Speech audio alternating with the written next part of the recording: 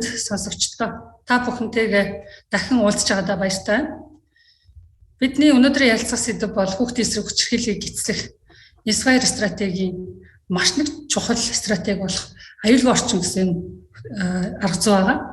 Тэгээ энэ арга зүйн талаар биднэрт сонирхолтой бас онлайн болоод практикийн олон талаас нь мэдээлэл өгөхөөр манай шинжлэх ухааны технологийн сургуулийн Туяа агш маань хүрэлцэн ирсэн байна. Ингээд Туяа агшгаа сонсогчтой товчхон танилцуулъя. Багш өөрийгөө танилцуулаарай. За сайн байцгаана уу. Намайг Туяа гэдэг. Би шинжлэх ухааны технологийн сургуулийн бизнесийн удирдлага хүмүүнлэгийн сургуулийн нийгмийн ухааны салбарт нийгмийн ажлын хөтөлбөрийн багт ажилладаг байгаа. За 1997 онд бол шинжлэх ухааны технологийн сургууль нийгмийн ажилтан бэлтгэх одоо игэн их үйлсэд ажлын гараагаа цөөн багш нартайгаар бол эхэлж байсан. Харин энэ хугацаанд одоо 20 гаруй жил өнгөрсөн байна. Энэ хугацаанд манай хөтөлбөрийн баг бол нэлийн одоо олон багшаар өргөжин тэлж олон багш нар маань одоо нийгмийн ажил болоод нийтийн удирдлагын чиглэлээр доктороо хамгаалсан.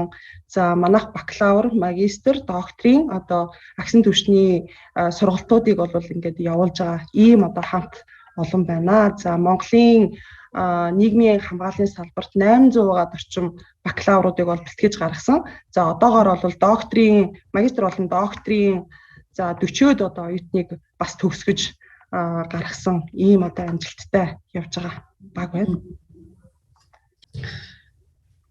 За энэхүү аюулгүй орчин стратегийн хувьд бол бас нэг онцлог байгаа. Юу гэхээр өмнөх одоо бидний сурал нэвтрүүлгээр танилцуулсан амьдрах ухаан ба боловсрал гэдэг энэ стратегийн хувьд бол хүүхдийн одоо эсрэг хүчирхийллийг бууруулахад бол сургуулийн орчинд анхаарлыг хандуулж түнд тохирсон хөтөлбөрүүдийг санал болгож байсан. Мөн одоо эцэг эхийг дэмжих энэ стратегийн хувьд болохоор гэр бүлд дэмжлэг үзүүлснээр хүүхдийн эсрэг хүчирхийллийг өрсөлдөх төр эрсдлийг тодорхой хэмжээр бууруулна гэж үзчихсэн шүү дээ. Тэгэхээр бид хоёрын өнөөдрийн ярианы сэдэв бол нөгөө аюулгүй орчин гэдэг арай өөр орчны талаар илүү дэлгэрэнгүй ярих байх гэж бодож байна. Ер нь хүүхдийн эсрэг хүчирхийллийг бууруулахад энэ аюулгүй орчин яагаад тийм чухал юм бэ? Энэ тухай та яриагаа эхлүүлээч. За баярлалаа. Inspire аргачлал бол одоо дэлхийн олон улс оронд хэрэгжиж байгаа. За 7 стратеги багтаасан ийм аргачлал гэдгийг манай хүмүүс маань одоо мэдэж авсан баг тийм ээ. Өмнө нь одоо 6 стратегиар бас бэлтгэгдсэн байгаа юм байна. Тэгэхээр энэ 7 одоо стратегийн нэг хамгийн одоо чухал стратеги бол аюулгүй орчныг сайжруулах гэсэн энэ одоо стратеги байж байгаа. За мэдээж саяын хэлсэнчлэн бүх одоо стратегид тэр дундаа эцэг эхийг одоо дэмжих стратегтай дээрэс нь одоо боловсрол амьдрах одоо ур чадварыг сайжруулах стратегтай бол холбоо хамааралтай ийм одоо стратеги байж идэг.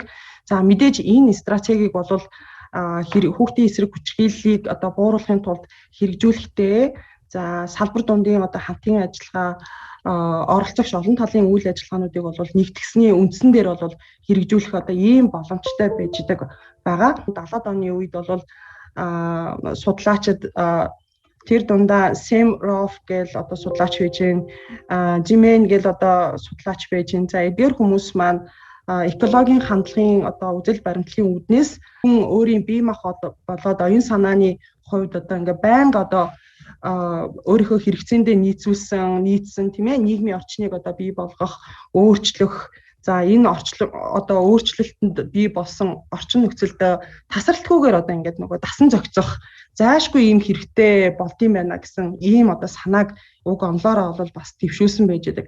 Тэгэхээр харилцан үйлчлэлд одоо хүн өөрийн бий болгосон нийгмийн тэр орчинтойгоо нөгөө тасралтгүй харилцан өөрчлөлтөнд орж байгаа энэ одоо нөхцөл байдалда өөрөө ингээд дасан зохицоод хүний хөгжлөн ч гэсэн хүний өсөлт хөгжлөлтөн ч гэсэн тухайн тэр нийгмийн орчин эрэг сайнаар одоо нөлөөлдөг, дэмжлэг үзүүлдэг ийм байх юм бол хүн оюун санааны хувьд ч бие махбодын хувьд ч ингээд илүү эргээр дасан зохицох юм одоо боломжтой болдгоо гэж үздэг байгаа. Харин эсвэргээрээ тухайн одоо бий болгосон орчин нөхцөл маань одоо эрсдэлт хүчин зүйлүүдийг одоо бий болгосон тэр дундаа хүний өсөлт хөгжилт байна тийм ээ. За нийгэм оюун санааны тэр нөхцөл байдал ч гэсэн ингээд сөрөг ийм нөлөөллүүдийг одоо үзүүлэх юм бол эсвэргээрээ тэнд байгаа хүн одоо янз бүрийн эрсдэлт одоо ийм нөхцөл байдлуудын дунд одоо өсөлт хөгжлийн хувьд ч гэсэн уруудах, доройтох. За хүүхдүүд бол одоо сурлагаараа хоцрогдох гэдэг ч юм уу. За гэр бүлийн харилцаа ч гэсэн одоо муудах гэдэг ч юм уу тий. За сэтгэл зүйн хувьд одоо сэтгцийн төрөл бүрийн одоо тулгамдсан асуудлууд бий болох одоо магадлал өндөр юм а гэдгийг бас энэ онлын үзэл баримтлалыг боловсруулсан эрдэмтэд маань бол ингэж дэвшүүлэн тавьсан байж идэг. Тэгэхээр яах аргагүй өнөөдөр бол энэ аюулгүй одоо орчныг бий болох хүрээлэн байгаа орчны одоо нөхцөл байдлыг сайжруулах гэдэг энэ стратеги маань гарцаа авахгүй одоо хүүхдүүдийн эрүүл аюулгүй байдалд одоо өсөх тийм ээ эрүүл аюулгүй харилцаануудыг бий болгох ийм одоо нөхцөл байдлыг эрг нөлөө үзүүлэх стратеги гэдэг нь бол батлагдсан байж байгаа. Баярлалаа энэ стратеги яг үндсэн ойлголтыг нэлээд онлайн шинжтэй бас тайлбарлаж өглөө. Тэгээд ер нь хүний хөгжлийн үзэл баримтлалыг тодорхойлсон эрдэмтдийн цаад одоо үндсэн санаа бол хүнийг одоо ямар нэгэн одоо асуудалгүйгээр одоо өсгөж хүмүүжүүлээ гэвэл орчинд нийлэх хараа гэсэн ийм бас санаа бол тусгаад байгаа шүү дээ тийм яг үнэ нэлээд сайн тайлбарлаж өглөө. Тэгэхээр энэ стратегийг бас ингээд судлаад үзэхээр надад нэг сонирхолтой юу харагдчихсан бэхээр аюулгүй орчин гэж яг юу юм бэ гэдгийг тодтогч харах хэрэгтэй юм шиг байна. Жишээлбэл маш энгийнээр хэлэх юм бол аюулгүй орчин гэдэг нь аюулгүй тоглоомын талбайч гэдэг юм тийм. Аюулгүй нийт эзэмшлийн газарч гэдэг юм тийм. Эсвэл аюулгүй сургуулийн одоо орчин шиг. Яг үнэ. Мэдчлэнгээр тийм энэ талаар та дэлгэрүүлээд за яалтчгүй энэ стратегийн хамгийн гол фокуслж байгаа зүйл нь бол нөгөө орчны аюулгүй байдал. Орчны ээлтэй байдал гэсэн ойлголт байна л да. Нийгмийн орчин өөрөө яг биет одоо тэр орчин өөрөө аюулгүй байх нь хамгийн чухал гэж ингэж үзэж байгаа.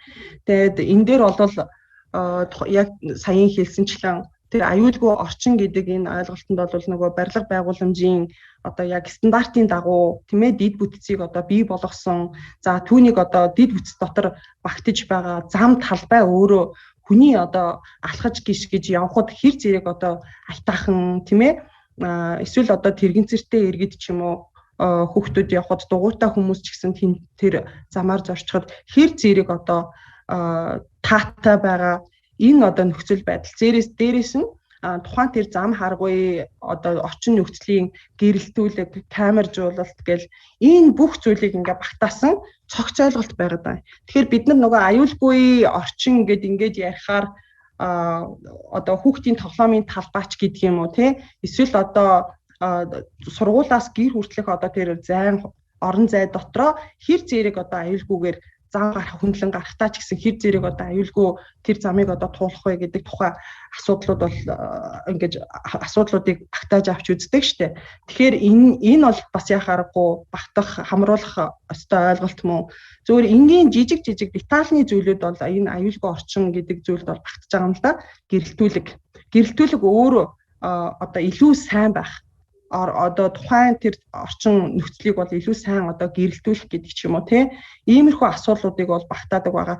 За нийгмийн орчин дотор ч гэсэн нийгмийн орчин гэсэн ойлголтын дотор ч гэсэн тухайн одоо юу гэдэг орон нутагт амьдарж байгаа тэр одоо орон нутгийн иргэд маань өөр хоорондоо хэр зэрэг одоо бие биендээ анхаарал халамж тавьж байгаа юм бие биендээ хэр зэрэг одоо хамтас сэтгэлгээгээр тусалж байгаа юм гэдэг ч юм уу тий. За тухайн орон нутгийн хүүхдүүд ямар нэгэн одоо юу гэдэг эрсдэлт ийм хүчин зүйлд одоо орсон байлаа гэхэд айл хурцийнх нь одоо тэр хараа хяналт айл хурцийнх нь одоо тэр тусламж дэмжлэг хэр зэрэг тусам одоо тэр дотор ингээ агуулгадж багтаж явж байгаа хэр зэрэг одоо хүмүүс тэндээ анхаарал халамжтай хандж байгаа вэ гэсэн ийм өргөн хүрээний ойлголтыг ч гэсэн энд бол багтааж авч үзэн. Тэгэхээр ерөнхийдөө аюулгүй орчныг сайжруулах энэ стратегийн хүрээнд нийгмийн одоо орчныг яаж сайжруулах вэ? Нөгөө талаасаа биет одоо тэр орчныг яаж одоо сайжруулах вэ гэдэг энэ бүхэл бүтэн олон хөтөлбөрүүдийг ингээ багтаасан ийм одоо стратеги байж байгаа. Тэгэхээр таны сая ярьсан зүйлээс бол орчин аюулгүй байдлаас гадна тэр бүтцийн хувьд бол бид нар яаж аюулгүй байх вэ гэдэг дээр анхаарал хандуулахад нөгөө Английн одоо Cardiff гэдэг хотод хэрэгжүүлсэн нэг хөтөлбөр бас миний анхаарлыг татчихсан. Тэгээд тэр талаар та бас сонирхолтой байж магадгүй манай сонсогчд. Яаж тэр одоо хүчирхийллийн үйлдэгдээд байгаа тэр халуун цэгийг тогтоох те ямар туршлага байсан тэр аргачлалыг сонирхолтой санагдсан. Тэгээ халуун цэг гэдэг энэ хотспот гэдэг ойлголт бол одоо ер нь манайхан дайл хизээний танил болчихсон байж гэн тийм ээ. За биднийг Английн тэр одоо хотод хэрэгжүүлсэн хөтөлбөр төслүүдийн яг ижлэхэн загвар бол бас манай Монголд бол хэрэгжиж байсан юм сайн туршлагууд бол байна. Дээрээс нь бид нар өсвөр насны хүүхдүүдийн дундх дээрлэлтийн асуудал дээр энэ халуун цэгүүд яг хаана байгаа вэ гэдгийг сонгож авсан хоёр хороон дээрээ тухайн орон нутагт амьдарч байгаа хүүхдүүдийн тусламжтайгаар орон нутагт амьдарч байгаа иргэдийн тусламжтайгаар орон нутгийн зураглалуудыг бас хийж үтсэн байж байгаа. За үндсэндээ энэ хотспот энэ халуун цэгийг олж одоо шийдвэрлэх гэдэг энэ стратеги хөтөлбөр маань цагдаа хууль хүчний байгууллагын хүчээр одоо хэрэгждэг байгаа тийм ээ. За өөрөөр хэлбэл тухайн орон нутагт одоо ажилгүй эсвэл одоо гэмт хэрэг үйлдэх одоо магадaltaй архины хамааралтай ч гэдэг юм уу ийм одоо бүлэг хүмүүсийн бий болгосон цуглардаг одоо тэр газар бол аюултай халуун цэгт бол ингээд тооцогддгийм байна л да. Тэр нь одоо тухайн орон нутгийн дотор оршин байгаа хүүхдүүдэд одоо бас их сөрөг үр дагавартай тэр одоо орон нутгаар тэр хаваар хүүхдүүд явахдаа бол айсан, имээсэн тийм ээ. За эсвэл одоо тухайн газар нутгаар дайрж өнгөрөхөд ямар нэгэн одоо юу гэдгийг гэмт хэргийн золиос олох ч гэдэг юм уу. За эд зүйлээ булгаалах ч гэдэг юм уу. Ийм одоо зүйлүүдийг одоо намжаах зорилгоор халуун цэгийн энэ хөтөлбөрүүдийг бол хэрэгжүүлж эхэлсэн байт юм билээ. Үндсэндээ энэ халуун цэгийг бол ингээд нүүлгэх, шилжүүлэх байдлаар одоо арга хэмжээ аваад исэн байт юм байна. Тэгэхээр яг уу тухайн цагдаагийн хяналтуудыг ингээд оруулаад тухайн одоо үйлдэгдэж байгаа гэмт хэргүүдтэй хяналт тавиад ирэхээр яалтчгүй энэ халуун цэгүүд бол ингээд идэхгүй болох буурах тийм ээ ийм одоо үр дүнгууд бол гарч исэн сайн туршлагууд бол байдаг юм байна. За яг түрүүний ярьжсэн зүйлээ үргэлжлүүлэх юм бол манай одоо багш нарын сонгож авсан хоёр Баян зүрх дүүрэг, Хаан ул дүүргийн хоёр хорон дээр яг ийм ижил төстэй халуун цэгүүд бол байсан байж байгаа. Тухайлбал энэ Баян зүрх дүүргийн 2 дугаар хорооны одоо нутаг дэвсгэр дээр под станц гэж яриадаг тийм ээ. Дид станцын ойролцоо одоо түүхий давдаг тэр цэгүүдийн ойр орчимд бол яг ийм халуун цэгүүд үүссэн байсан гэдгийг бол хүүхдүүд судалгааны явцад бол хэлж байгаа байхгүй юу. Тэгээ тэр яагаад халуун цэг үүссэн бэ гэхээр тэнд нөгөө орон гэрэг үүч гэдэг юм уу эсвэл ажил хөдөлмөр хийхгүй архины хамааралтай болсон хогийн цэгдээ түүхий цуглуулад ингээд тушаадаг тэр хүмүүс маань одоо тэнд ингээ халуун цэгийг бол үүсгэсэн байсан. Тэгээд ингээ арх үгээд уудаг тэгээд тэр орчмоор ингээ хүүхдүүд явахдаа айдаг ч байд юм уу. Эсвэл тэр орчмоор явж байгаа хүүхдүүдийг ингээл дуудаал ямар нэгэн байдлаар ингээ сэтгэл зүйн хувьд ч гэсэн ингээ бас дарамт ингээд үзүүлэх тийм ээ. Ийм үзэгдлүүд бол гардаг гэдгийг бол хүүхдүүд хэлжсэн. Тэгээд тэн дээр бол тухайн хорооны цагдаагийн одоо ажил албаны хүмүүс маань ингээд эргүүл хийх байдаг. Яг хүүхдүүдийн хичээл сургууль орох тарах цагаар ингээд эргүүл хийх байдаг ч юм уу. Ийм байдлаар бол асуудлыг бас намжааж байгаа гэсэн ийм үр дүнгууд бол цагдаагийн байгууллагын хүмүүстэй уулзахад ч гэсэн бас яригдчихсэн байж байгаа. Тэгэхээр ерөнхийдөө бол энэ халуун цэгийн энэ одоо арга зүй маань ер нь бол ингээд аль ч улс орнуудад бас хэрэгтэй хэрэгжүүлэх шаардлагатай тийм ээ. Ийм одоо хөтөлбөр гэдэг нь бол ингээ манай дээр ч гэсэн ингээ харагдсан юм байдаг. Тийм байна. Тэгэхээр нөгөө Кардипийн одоо яг өөрийнх нь хөтөлбөрийг хэрэгжүүлэх явцад гарсан нөгөө эдийн засгийн үр нөлөөний судалгааных нь ч гэдэг юм уу яг хэрэгжүүлсэн хөтөлбөрийнхээ үр нөлөөг судалсан тэр дүнэлт нь бас их сонирхолтой юм байлээ тий. Жишээлх юм бол нөгөө төргөн тусламжинд хандсан хүчирхийлээс үүдэлтэй гэмтлээс болж төргөн тусламжинд хандсан хүмүүсийн одоо илэрлэл нь одоо 42% буурсан байгаа бол нөгөө хүчирхийлээс үүдэлтэй цагдаагийн байгууллагад одоо бүртгүүлсэн тохиолдсон бас одоо 30 гаруй хувиар ингээд буурсан бас юм сайн тохиолдол юмуд байлээ шүү дээ үр дүнгууд байлээ тийм. Яг нөгөө Кардипи яг энэ загварыг бишэн хөтөлбөрийг ингээд хэрэгжүүлснээр өртөг үр ашиг судлаад үзсэн чинь ерөнхийдөө 2007 онд нөгөө хүчирхийлэлтэй холбоотой үүсэн эдийн засгийн зарцуулалт нь баг 6.9 сая евроор буурсан гэсэн юм үзүүлэлт байгаа байхгүй. Тэгэхээр яг үнэхээр үр дүнтэй тийм. Тий яг ижил төстэй одоо хөтөлбөрүүд ч гэсэн ийм үр дүнгуудыг бол бас үзүүлсэн байдгийн байлээ. Тэгэхээр нөгөө ирээдүйд гарах ямар нэгэн эрсдэл эдийн засгийн одоо нөгөө үр ашиггүй тэр одоо зардлууд тий за эсвэл одоо бие махбод сэтгэл зүйн хувьд ч гэсэн хохирч гэмтэл авч эмнэлгийн тусламж үйлчилгээ авах гэх мэтлэн энэ бүх эрсдлүүдийг энэ одоо хөтөлбөрүүд маань ингээд тодорхой хэмжээгээр одоо бууруулаад байгаа 40 хүртэлх хувиар бууруулаад байгаа ийм одоо эерэг үр дүнгууд бол бас ингээд гарсан байж идэг байна. За тэгэхээр бид нэр бас бусад асуудлын болгонд өөрсдөө одоо үндэсний хэмжээнд хэрэгжсэн бас нэг сайн туршлагуудаас хуваалцлаа. Тэгэхээр энэ аюулгүй орчин дотор яг энэ барилгацсан гэдэг энэ ойлголт бас яваад байдгийн те. Энэ одоо ямар учиртай ойлголт юм бол. За яг харахгүй аюулгүй орчныг сайжруулах гэдэг энэ стратеги дээр түрүүний миний хэлсэнчлэн нийгмийн болон биет одоо орчныг өөрчлөх гэдэг ийм хоёр бүхэл асуудал яригдчихэж байгаа байхгүй. Тэгэхээр барилгачлалт гэдэг энэ хот төлөвлөлтийн асуудал тухайн орон нутгийн одоо юу гэдгийг бусдад одоо үйлчлэгээ үзүүлэх тэр чадвар тийм ээ барилга байшин гийн одоо тэр барилгацсан тэр зөв зохион байгуулалтын асуудал бол яалтчгүй аюулгүй орчныг сайжруулах юм одоо асуудал дотор явж байгаа юм. Тэгэхээр ерөнхийдөө энэ нөгөө гэрэлтүүлэггүй эсвэл одоо байшин барилгын хувьд тодорхой хэмжээний одоо асуудалтай байгаа тийм ээ ийм одоо орчин нөхцөл эрсдэлт одоо орчин нөхцөлд энэ маань бас багтаж байгаа байхгүй юу. За бид нар бас л өөрийнхөө одоо орчин нөхцөл дээр бас яг ийм зүйлийг бол ажигласан байж байгаа. Баянзүрх дүүргийн яг энэ хийсэн судалгаа хийсэн хорон дээр маань ингээд нөгөө дөнгөж ингээд бариад ингээд орхицсон ийм одоо талбай бас байсан байна. Тэгээ тэр дөнгөж ингээд нөгөө хундаан цутгаад ингээд дутуу орхиод асфальтууд ингээд тавьчихсан энэ одоо ойр орчим хүүхдүүд ингээд тоглох талбай байхгүйгээс болоод хажууханд нь ингээд нөгөө сагсны шийд ингээд бариад хүүхдүүд тоглож байгаа аахгүй. Тэгээд нөгөө бөмбөг нь ингээд унаад яг тэр нөгөө барилгацсан дутуу орхисон тэр барилга байгууламж руу ингээд яваад орчдөг. Тэгээ хүүхдүүд бөмбөг авахын тулд бараг метр гаруй тэр одоо ухсан хундаам суур тэр зүйл рүү ингээ өсөрч орох ийм одоо эрсдэлтэй байсан. Өсөрч орно, тэнцэнээс бөмбөг аавна, буцаагаал нөгөөх нь бөмбөг нь ингээд орно тий. Буцаагаал одоо бөмбөг аавна гэдэг ч юм уу. За тэр хоорондоо бас хүүхдүүд бие махбод сэтгэл зүйн хувьд ч гэсэн бас гэмтэлд өртөх ийм одоо боломжийн нөхцөл байдал тэнд үүссэн байсан.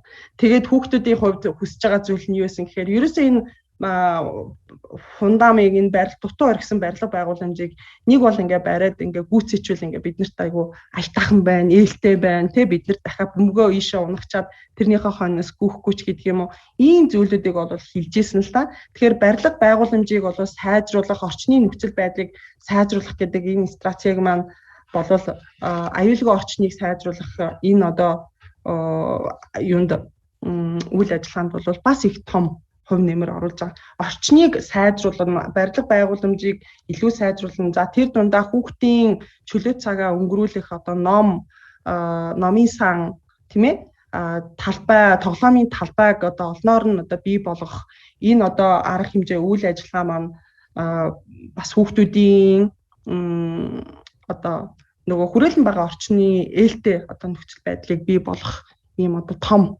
арга хэмжээнүүдийн нэг байсан. За тийм учраас одоо олон улс орнууд энэ хүүхдийн эрхийн конвенцтой ч гэсэн сурах орчин нөхцлөөр нь одоо хангах тийм ээ.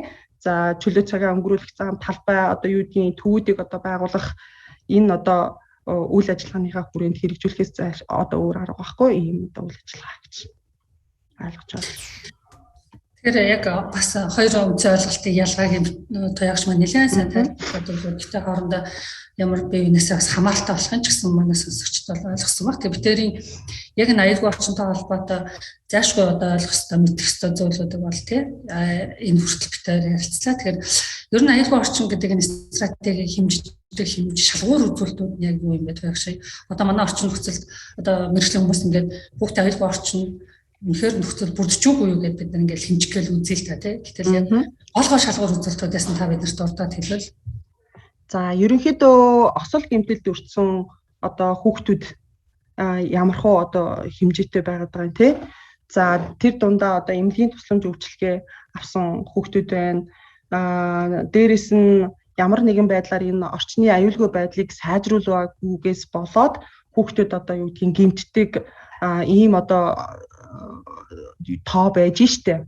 Тэгэхээр хичнээн хүүхдүүд эмнэлгийн тусламж үйлчилгээ энэ одоо зүйлээс шалтгаалаад ингээд авчихсан бэ гэдэг тэр одоо үзүүлэлтүүд байж байна. Дээрээс нь одоо нөгөө энэ орчны аюулгүй байдлыг сайжруулах стратегийн хүрээнд бас нэг яриад байх хэрэгтэй асуудал бол нөгөө цахим орчны асуудал гэж. Цахим одоо орчны одоо нөлөөгөөр хүүхдийн одоо сэтгэл зүй гэмтэх сахин орчны дарамт дээрлэлтэнд одоо өртөх тий. За тэрнээсээ болоод янз бүрийн одоо сэтгцийн болоод ийм гэмтэл авсан хүүхдүүд одоо ямархуу хэмжээтэй байгаа вэ гэдэг энэ одоо үзүүлэлтүүдээр үндсэндээ бол энэ стратеги маань доктортой хөгжлийн зорилтыг одоо хэрэгжүүлэхэд дэмжлэг үзүүлэх бас ийм стратеги гэж байгаа шүү дээ. Тэгэхээр хүүхдүүд орчин нөхцлөөсөө хамаарад одоо гэмтэж бэртэж байгаа эсвэл одоо галт зэвсэг хэрглэж байгаа ч гэдэм үү те бие махбод хамгаалахын тулд тэр харанхуй одоо орчин нөхцлөөр явахдаа гэр сургуульч гэдэм үү өөр бусад одоо орчин одоо объектуудын хооронд зорчихдоо өөрийгөө хамгаалахын тулд одоо хэрэгэлсэн тэр одоо буруу арга ч гэдэм үү те галт зэвсгийн одоо хэрэгэлсэн байдал гэх мэтлэн ийм үзүүлэлтүүдээр бол бас хэмжиж үздэг байна. Тийм багсаа ярианда нөгөө доктортой хөгжлийн үзэл баримталтай зорилтуудтай бас холбож бас хэллээ. Энэ аюулгүй орчны стратегийн хувьд доктортой хөгжлийн үзэл баримтлалын тодорхой зорилтуудыг хэрэгжүүлэх гэж байгаа. Жишээлбэл 11 тийм. Тэгэхээр өөрөнд нь бол 2030 он гэхэд нөгөө гэр хорооллын аюул байдлыг аль болохоор нэмэгдүүлсэн байна. Хямд өртөгтэй тэг боломжийн таатай орчин нөхцөлд хүрсэн гэр хорооллын тоог нэмэгдүүлж хүмүүсийн одоо амьдрах тэр орчин нөхцөл дээр л нэлээд өөрчлөлтүүдийг хийн гэж би хараад байгаа шүү дээ, мөн үү? Яг үнэ. Тэгэхээр ерөөсөө нөгөө бүхэлдээ үндсэндээ бол энэ барилга байгууламжийг сайжруулах, за нийгмийн одоо орчин нөхцөлийг сайжруулах, цахим орчны орчин нөхцөлийг сайжруулах гэсэн энэ одоо зүйл маань хот суурин газрыг л одоо илүү их нөгөө тохилог юу болох гэдэг байгаа шүү дээ, тийм ээ? Орчныг нь одоо сайжруулах л ийм одоо зорилготой байж байгаа шүү дээ. Тэгээд энэ үйл ажиллагаа бол мэдээж тухайн орон нутгийн иргэдийн тэр одоо хамтд сэтгэлгээ гэдэг юмыг бас багтаасан байж байгаа тийм. Тэгэхээр энэ бүгд дээр суурлаад явуулсан үйл ажиллагаа маань бүхэлдээ хүүхдийн эсрэг хүчирхийллийг одоо бууруулах тэр дундаа эн чинь өөрөө цаашаа том одоо өргөн зураглаар хаваад үсэх юм бол гэмт хэрэг гэсэн зүйлтэй бас холбогдож байна тийм. Гэмт хэрэг болон хүчирхийллийн асуудлуудыг бууруулахад одоо нөлөөлөл үзүүлнэ. За гэр хорооллын дахин төлөвлөлтийн одоо байдал дээр нөлөөлөл үзүүлнэ. Учир нь орчин нөхцөлийг ингээд сайжруулад явах юм бол тухайн одоо нөхцөл орчинд байсан ядуурл тий. За тухайн одоо орчин нөхцөлд байсан бага орлоготой иргэдэд чиглэгдсэн одоо олон үйл ажиллагаатай ингээд нөгөө хамтраад хэрэгжих учраас энэ нь бол мэдээж одоо нэлээд эерэг үр дүнтэй үйл ажиллагаа гэдэг юм. Олон одоо улс орнуудын явуулсан хөтөлбөрөөр бол ингээд нотлогдсон ийм байж байгаа. Түрүүний нөгөө ихэнд хэлсэн шүү дээ, энэ стратеги маань эцэг эхийг дэмжих, дээрээс нөгөө боловсрлоор дамжуулан хүүхдүүдийн тэр нөгөө нийгмийн бас ур чадваруудыг дэвшлүүлэх тийм ээ ийм одоо стратегитай хамтарч хэрэгжиж байна. Тэгээ энэ утгаараа бол бас нэлээд ач холбогдол бүхий стратеги байж байгаа. Тэр яриа нэлээд өргөн хүрээтэй болж байгаа доктортой амжилттай юу маш олон бодлогын бичиг баримтуудтай бас уялдаад ингээд сонсогчтой бас тайлбарлах гэж байна. Тэгээд ер нь бол одоо таны одоо яг COVID-19 цар тахалтай холбоотойгоор манай Монголын хүүхд хамгааллын салбарт тулгамдаад байгаа асуудлыг та яг онцлоод хэлээч гэвэл одоо юу гэх те хэлэх вэ? Хамгийн их анхаарал татж байгаа, хамгийн сэтгэл зовж байгаа тий цаг хугацаа алдахгүй шийдэх шаардлагатай байгаа ямар асуудал байна гэж харж байна. За яг өнөөдрийн нөхцөл байдалд дэлхийн нийт тулгараад байгаа цар тахлын үеийн энэ хүнд нөхцөл байдал за бүх хүмүүсийн бүх насны бүлгийн хүмүүс төр бас айгүй хүнд тусч штэ тийм ээ бид нар бас тодорхой хугацаанд ойролцоогоор 2 жил орчим болвол нийгмийн одоо харилцаанаас хол хөндий за бүхэл одоо үйл ажиллагаа бид нар цахимаар ингээд явуулж байгаа. Тэгээ хүүхдүүдийн хувьд бол бас хүүхдүүд маань нэлээд онцлог бүлэг байж байгаа. Тэдний хувьд бол одоо хамгийн наазах нь өөрийгөө илэрхийлэх тэр илэрхийлэмжүүд нь бол одоо хөдөлгөөн байж байгаа. Тийм ээ хөдөлгөөн байж гин. За дээрэс нь одоо юу гэдэг нь бусдтай харилцаанд орох, найз нөхдөдөө харилцах, тоглох гэдэг энэ хэрэгцээ тэр хүүхдүүдийн хувьд бол үндсэн хэрэгцээ байж байгаа байхгүй. Тэгэхээр энэ зүйлүүд бол нэлээд юм хязгаарлагдмал болж ирсэн байна. Зөвхөн гэр бүлийнхаа хүрээнд, зөвхөн гэр орноосоо ингээд гарахгүйгээр ээжтэйгээ аавтайгаа ч гэдэг юм. За ялангуяа энэ айлын одоо цөөн хүүхдүүдийн хувьд бол бас нэлийн хүн байж магадгүй тий. Олон хүүхдүүдийн хувьд бол бие биентэйгээ бас ингээд тоглоод тэр хэрэгцээг бол ингээд хангаж болох байх. Цөөн хүүхдүүдийн хувьд бол энэ орон зайн хязгаарлагдмал байдал яалтчгүй хүүхдүүдийн хувьд бол тулгымцсан асуудал болсон гэж ингэж харагдаж байна. За орчинд гадагшаа бас ингээд нөгөө гарах өөр орчинд одоо орох тийм ээ өөрсдөө бас илэрхийлэх энэ байдал бол хүүхдүүдийн хувьд нэлээд тулгамдсан ийм асуудал болж одоо хувирсан байж байна. Сургуультай явахгүй байгаа, цэцэрлэгтээ явахгүй байгаа тий зөвхөн ингээд айгүй бага орон зайд тэр хүүхдүүдийн харилцаа үйл ажиллагаа явагдаж байгаа асуудал бол хамгийн тулгамдсан асуудал. Тэрнээсээ болоод мэдээж сэтгэл зүйн хувьд ч гэсэн хүүхдүүд маань их одоо бухимдсан, стрессцэн тийм ээ ийм одоо нөхцлүүдийг бас даван туулж байгаа гэж ингэж бодож байна. Ялцчгүй яг энэ цаг үед хүүхдүүд илүү өвчлөмтгий байх, илүү их одоо үрсэлд орох энэ нөхцөл нь энэ нөгөө нийгмийн харилцааг болон бусад харилцааг хязгаарч өгснөөс бас хязгаарсантаас холбоотой гэж ингээ хараад байна л та. Тэгээ энэ бол COVID-19 цар тахлын өөрхний онцгой нөхцөл байгаа дээ шүү дээ тий. Тэгэхээр дээрэс нь тэр дэлгэцийн хамаарал бол бас дараа бас нэг яг уу 1-р 2-р гэх нь бол бас утгагүй байх л та. Бас л нэг тулгамдсан асуудлын нэг тийм цахим орчны энэ асуудал бол бас их тулгамдсан. Түүнтэй холбоотой ирж байгаа тэр дэлгэцийн хамаарал тийм ээ байнгын одоо дэлгэцтэй харилцаж хичээл даалгавраа хийх гэдэг юм уу энэ асуудал одоо бас их тулгамдсан асуудлын нэг байна гэж ингэж харж байна. За битэрийн ярих цаг ер нь өгч जैन дуусах чинь тэгээд багшаасаа сүүлийн асуултыг асуу. Яг inspire team чухал юм бэ? Энийг яг ингээд ирээдүйд нийгэм ажилтан болох гэж байгаа залууд оюутнууд маань сонсож байгаа хүн практик ажилтнууд маань ч гэсэн бид хоёрын яриад дээр анхаарлаа хандуулж байгаа гэж бодож байна. За inspire аргачлал бол чухал, маш чухал ийм стратеги гэж миний хувьд бас бодож байгаа. Үүнийг бол мэдээж дэлхийн олон улс орнуудад за онцгой тэр одоо эрх бүрхий байгууллагаас ч гэсэн энийг бол сайшин дэмжиж байгаа юм байна те. Тэгэхээр зүгээр юун дээр илүү чухал вэ гэдэг инхээр нэгдүгээрт хүүхдийн эрхийн одоо конвенцэд олон улс орнууд бол нэгдэж орсон байж. Хүүхдийн эрхийн конвенцэд бол хүүхдийн суурь хэрэгцээнээс өксүүлээд одоо сурах нийгмийн одоо харилцаанд орох тийм ээ. Энэ бүхий л одоо эрхийг баталгаажуулах за бүхий л эрхүүдийг болоод ингээд хангаж өгөх ийм одоо үүргийг олон одоо улс орнуудын засгийн газар бол хүлээсэн байж. Тэгэхээр инспайр аргачлал бол нэгдүгээр хүүхдийн эрхийн одоо тэр үндсэн заалтуудыг бол тийм ээ үндсэн одоо тэр хэрэгцээнүүдийг хангаж өгөх одоо суурь ийм стратеги гэж ингэж бодож байгаа. За хоёрдугаарт инспайр аргачлал бол одоо хүүхдийн эсрэг хүчирхийлэл тэр дундаа өсвөр насны хүүхдүүдийн одоо бас дундах тэр дарамт дээрлэлт гэдэг ингээ бүхэл харилцаанд үүсэж бий болж байгаа асуудлуудаас урьдчилан сэргийлэх ийм одоо ажлуудыг цогц иж бүрнээр ингээ хэрэгжүүлж өгдгөөрөө бас их ач холбогдолтой гэж ингэж бодож байна. Тэгэхээр бид нар өнөөдөр хүүхд хамгааллын асуудлыг илүү одоо олон талын оролцоотой ингээ шийдэхээс өөр аргагүй юм байна гэдгийг өнгөрсөн одоо хүүхд хамгааллын одоо хэрэгжүүлж байгаа энэ одоо ажил туршлага сайн туршлагач байна. Өшөө анхаарах ёстой ийм асуудлууд ч байна те.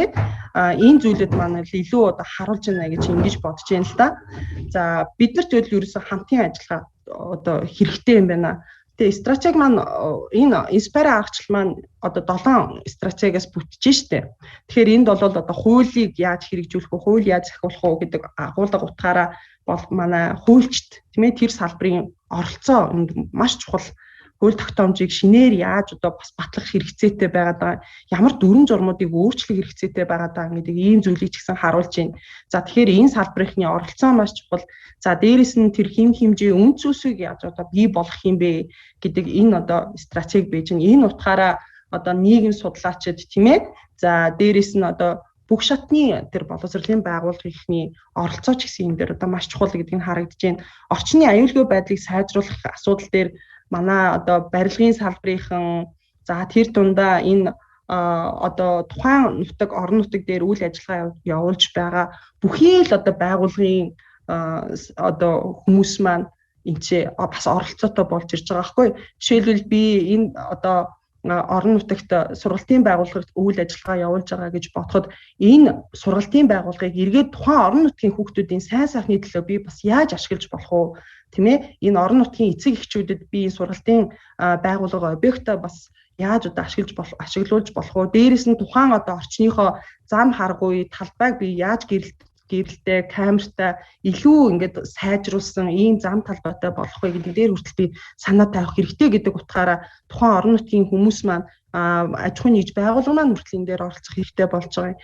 За гих мэдчлээ ингээд нөгөө олон талын оролцоотойгоор энэ стратеги инспайрын аргачлал маань хэрэгжих хэрэгтэй болж байгаа. Тэгэхээр ерөөсөө хүүхдийн хүчирхийллийн эсрэг ерөөсөө нэг ч хүн эндээс ингээд хол хөндөй байх боломжгүй болчихж байгаа байхгүй бүгд ингээд анхаарах хэрэгтэй ийм асуудал байна. Тэгэхээр энэ оролцоог хамтын ажиллагааг тийм ээ энэ одоо оролцогч талуудын идэвхтэй үйл ажиллагааг яаж одоо уялдаатай болох юм, яаж хооронд нь холбох юм гэдэг утгаараа манай нийгмийн ажилтнууд л дунд нь одоо менеж хийхээс өөр аргагүй болж байгаа. Уул нь хүмүүсийн одоо судалгаанаас харахад одоо хүмүүс бол энэ дээр оролцох маш их сонирхол хүсэлтэй байждаг баг.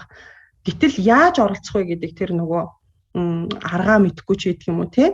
Би эсвэл оролцох боломжтой юм уу үгүй юм уу гэдгээ бас ингээ мэдэхгүй ийм одоо зүйлүүд байна л да. Тэгэхээр манай нийгмийн ажилтнууд ялангуяа энэ дээр маш их санаачлагтай, холбон зуучилдаг, хооронд нь уялдуулдаг, холбдог, олон салбарын оролцоо түншлийг одоо бий болгох дээр санаачлагтай ажиллах ийм одоо шаардлагатай байна. Тэгээд дан ганцаараа нэг тал оролцоод энэ дээр анхаарал байх нь бол амжилтгүй гэдгийг бол бидний одоо үйл ажиллагаа туршлах сургамжууд бол харуулад байна шүү дээ. Тэ? За миний бодлол бас юм байна.